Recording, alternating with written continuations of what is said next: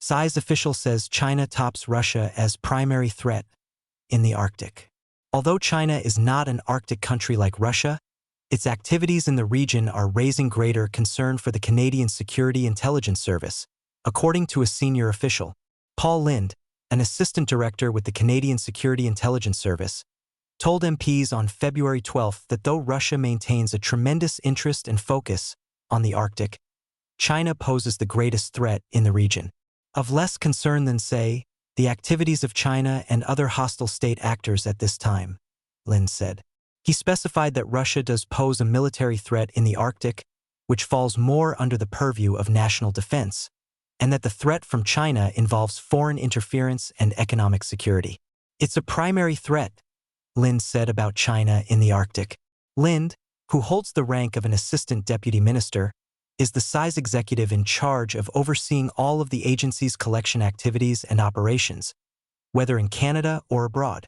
He was appearing before the House of Commons Foreign Affairs Committee, which is currently conducting a study on Canada's Arctic strategy.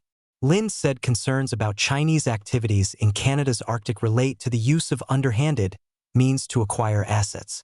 The CSIS official specifically noted how China is currently attempting to dominate the critical mineral sector. The concern we have would be with clandestine or deceptive investment practices or economic engagement in certain market sectors in the Arctic, he said. Lind also underlined the threat of foreign interference in the economy through the attempted manipulation of Canada's economic policies.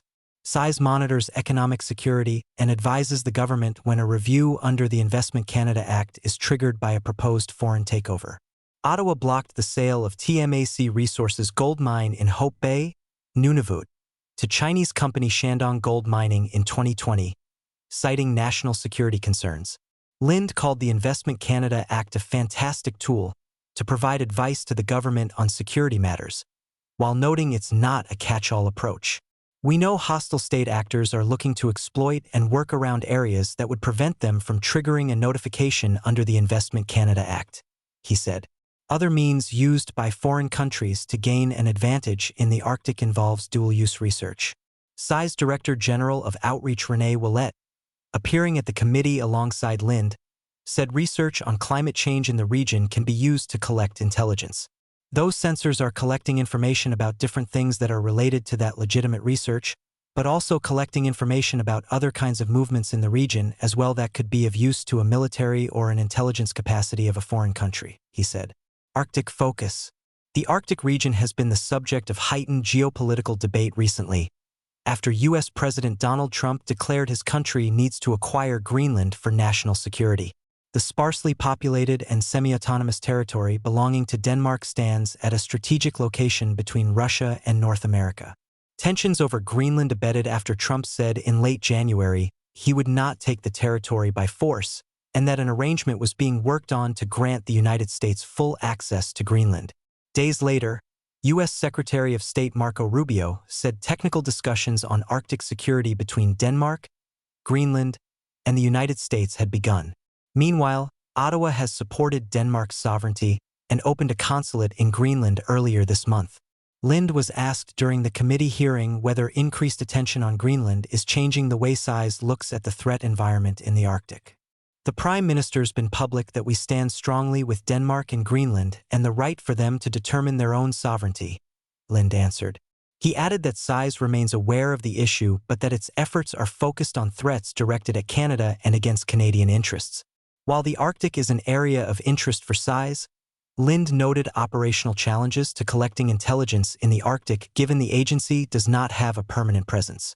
Every provincial capital except that of Prince Edward Island has a CSIS office, but none are situated in the territories. Nonetheless, the CSIS official said the agency is sending personnel as often as possible to the area. Lind also said CSIS has made use of new authorities it received through legislation in recent years to share more information with other government entities about threats. We'll continue to share the information on these threats with local communities and territorial governments, which will help contribute to mitigating the threat, he said regarding threats posed by China. Lind's testimony comes a few weeks after Ottawa entered in a new strategic partnership with China, which aims for increased cooperation on resource development and law enforcement matters, Asked about any concerns stemming from the recent engagement with Beijing, Lin spoke about risk management and said there's nothing that is zero risk. CSIS will continue to provide the government with economic security considerations and advice on national security, so it can weigh those different inputs and make informed decisions, he said.